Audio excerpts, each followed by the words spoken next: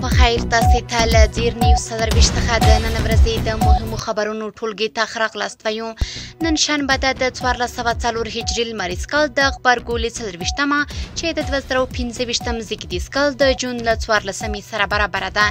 زه شبنم وزیري یم او تاسې ته له ډیر نیوز څلرویشت څخه د هیواد او نړۍ مهم خبرونه وړاندې کوم.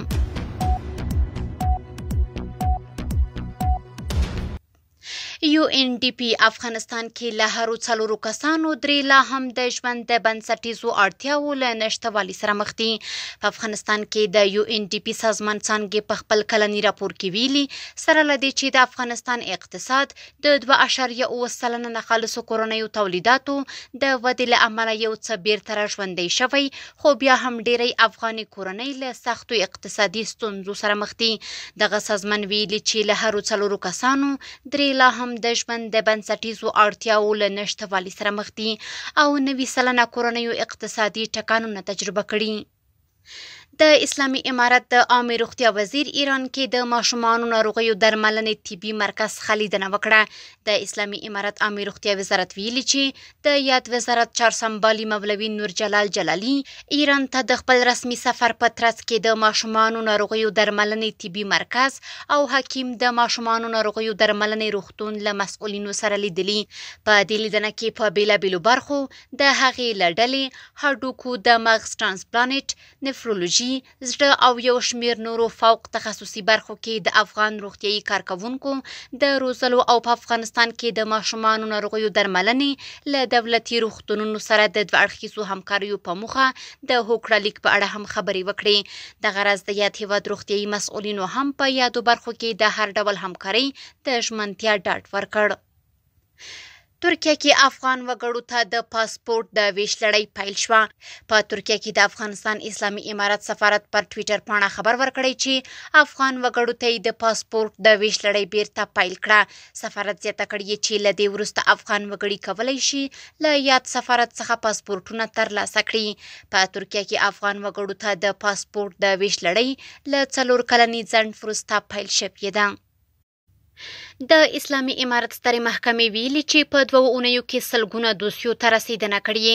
د کابل ولایت ښاري ابتدایه محکمې اړوند 4 زونونو په 2 اونیو کې په جزایي حقوقي او تجارتي برخو کې 1218 دوسیو ته رسیدنه کړې. ستره محکمه وایي چې په یاده موده کې 637 جزایي دوسیې وارد شوې چې د هغې له ډلې څخه 80 دوسیو په اړه قضایي قرارونه صادر شوي، 399 دوسیې فیصله شوې، 92 دوسیې مکتوبي اجرا شوې او پاتې دوسیې تر کار لاندې دي. دغه راز په حقوقي برخه کې 255 دوسیې وارد شوي چې د 143 دوسیو په اړه قضایي قرارونه صادر شوي، 88 دوسیې فیصله شوي، 11 دوسیې مکتوبي اجرا شوي. ترڅنګ 244 تجارتي دوسیې واردې، د هغې له ډلې 233 دوسیې په اړه قضایي قرارونه صادر شوي، 109 دوسیې فیصله شوي، 58 دوسیې مکتوبي اجرا شوي او پاتې دوسیې تر کار لاندې دي. په کاپیسا کې مور او ماشوم اوبو وړي 3 نور کسان هم وژل شوي. د کاپیسا ولایت چارواکي وایي چې د سیاد سین اوبو یو ماشوم او د هغه مور ډوب کړي دي. د امنیه قومندانۍ ویاند عبدالفتاح فایز وایي پیښه د جمعې په ورځ د غبرګولي 23مه هغه مهال رامنځته شوه چې یوه کورنۍ د کوهستان لومړۍ حصې ولسوالۍ ګلبهار سیند ته د تفریح لپاره تللې وه. ماشوم اوبو ته لوېدلی او مور یې د ژغورلو لپاره هڅه کړې خو خپله هم ډوبه شوې ده. د دواړو جسدونه د امنیتي ځواکونو او سیمهوالو په مرسته موندل شوي دي. فایز یادوي چې د پروان ولایت یو 19 کلن ځوان شکیب الله چې 6 ورځې وړاندې د سیاد سیند کې نادرک شوی و، جسد یې د شوخي کلي اړوند سیمو کې پیدا شوی دی. وروستیو 2 اونیو کې په کاپیسا کې د سیند اوبو 3 نور کسان هم وژلي چې په ټوله کې د قربانیانو شمیر 6 ته رسیږي. د امنیه قومندانۍ وایي چې د ډوبېدو د پیښو د مخنیوي لپاره یې د خبرداري نښې لګولي خو خلک یې بابیزه ګڼي. د کاپیسا تګاب ولسوالۍ تر باغداري برېښنا بند پورې د سړک جوړولو چارې 15 سلنه پرمخ تللې. د اوبو او انرژۍ وزارت ویلي چې د کاپیسا ولایت د تګاب ولسوالۍ تر باغداري برېښنا بند پورې د 8 کیلومتره سړک جوړولو پروژې چارې 15 سلنه پرمخ تللې دي. د یاد سړک جوړولو چارې چې 4 اونۍ مخکې پیل شوې وې د باغداري برېښنا بند ته د سروې تجهیزاتو د لیږد په موخه جوړیږي. زابل کې د 22 روږدو کسانو درملنه وشوه. د اسلامي امارت عامه روغتیا وزارت ویلي چې زابل کې 22 تنه روږدي کسان له 4 میاشتنۍ درملنې وروسته خپلو کورنیو ته ستانه شوي. د زابل عامه روغتیا رئیس میرویس افغان وایي چې هڅه کوي د روږدو ناروغانو درملنې برخه کې لا زیاتې اسانتیاوې برابرې کړي او په دې برخه کې د عامه روغتیا وزارت له لوري عملاً هڅې روانې دي.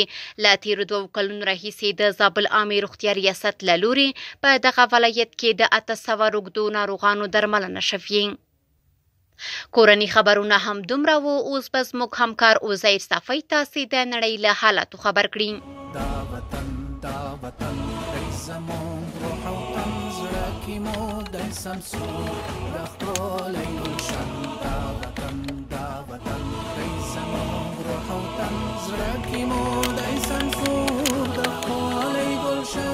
مننه شبنم چې د هیواد له وروستیو حالاتو مو خبر کړو. اوس هم څو مهم بهراني خبرونه.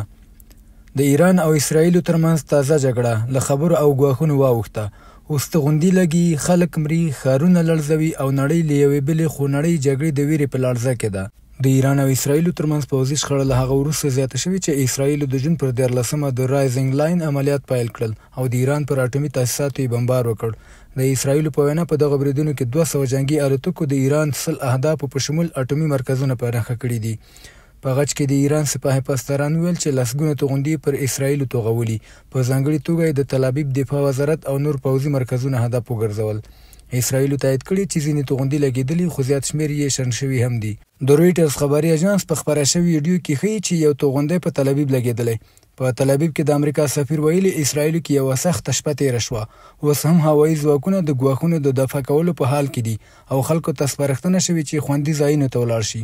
بلخوا ایرانی رسنۍ تاییدوي چې د سپاه پاسداران مشر حسین سلامی په بریدونو کې وژل شوی او همداراز وایي چې د اسرائیلو هوایي بریدونه تهران کې په عامه استوګنیزو سیمو هم لګېدلي چې ملکي خلکو ته مرګ ژوبله اوښتې ده.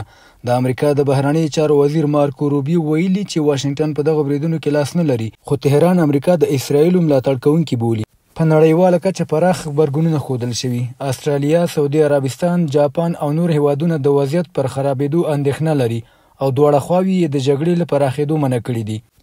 له بلې خوا د الجزیرې د راپور له مخې د ایران له خاورې لږ تر لږه 6 توغندي د اسرائیلو پر بېلابېلو سیمې لګېدلي چې په پایله کې یې 3 تنه وژل شوي او لسګونه نور ټپیان شوي دي. خو د کره تلفاتو او زیانونو په اړه لا ډېر جزئیات نه دي ورکړل شوي.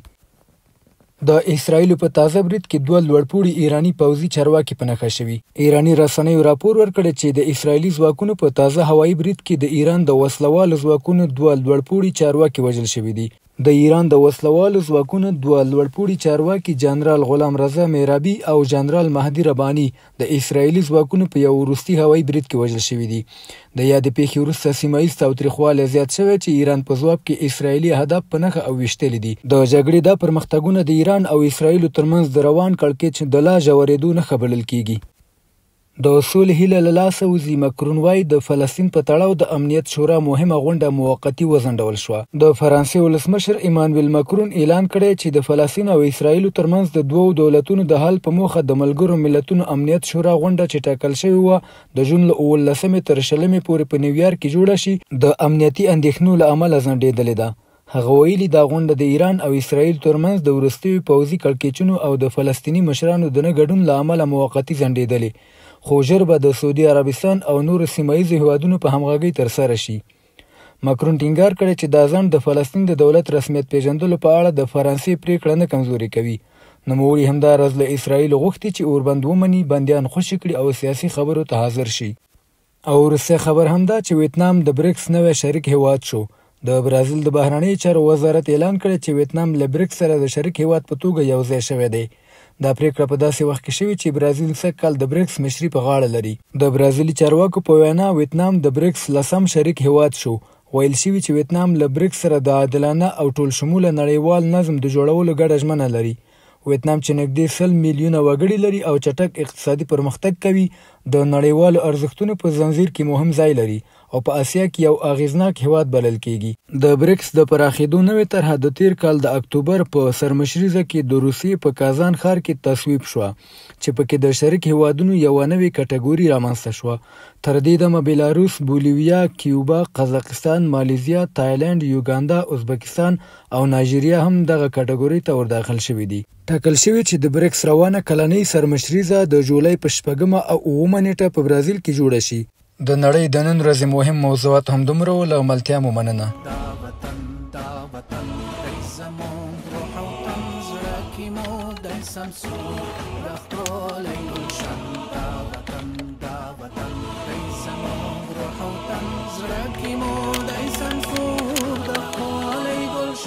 لا عزیر صافینه په مننې چې تاسې د نړۍ له وروستیو مهمو پیښو خبر کړئ. اوس هم ورځو د سپورټ ډګر ته.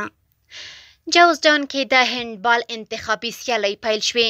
جوزجان کې د هندبال انتخابي سیالۍ د یاد ولایت مرکز او ولسوالیو د 5 لوبډلو ترمنځ په شبرغان ښار کې پیل شوې. یاد سیالۍ چې د لیګ او دورې بڼه د شاهین، وحدت، اتحاد، استقلال او قهرمانانو لوبډلو ترمنځ ترسره کیږي د لوبغاړو د استعدادونو پیژندلو لپاره یو غوره فرصت ګڼل کیږي. لوګر کې د 44 لوبډلو ترمنځ د والیبال سیالۍ وشوې چې د لوګر اتلانو لوبډلې پکې بریا خپله کړه. د لوګر ولایت په محمد اغې ولسوالۍ کې د 44 لوبډلو ترمنځ د والیبال سیالۍ چې شاوخوا یوه نیمه میاشت مخکې پیل شوې وې د لوګر اتلانو لوبډلې په اتلولۍ پای ته ورسېدې.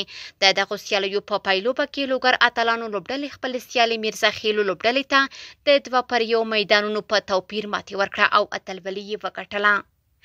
لغمان کې د 18 لوبډلو ترمنځ د والیبال سیالۍ د نالاوي ځوانانو لوبډلې په اتلولۍ پای ته ورسېدې. د لغمان ولایت مرکز مهترلام ښار کې د 18 لوبډلو ترمنځ د والیبال سیالۍ د نالاوي ځوانانو لوبډلې په اتلولۍ پای ته ورسېدې. د دغو سیالیو پایلوبه کې نالاوي ځوانانو لوبډلې د 3-0 میدانونو په توپیر خپلې سیالۍ کندي منتخبي لوبډلې ته ماتې ورکړه او اتلولي یې وګټله. دغه ورځ زابل کې د 80 پهلوانانو ترمنځ د سیمه ییزې غېږنیونې سیالۍ وشوې.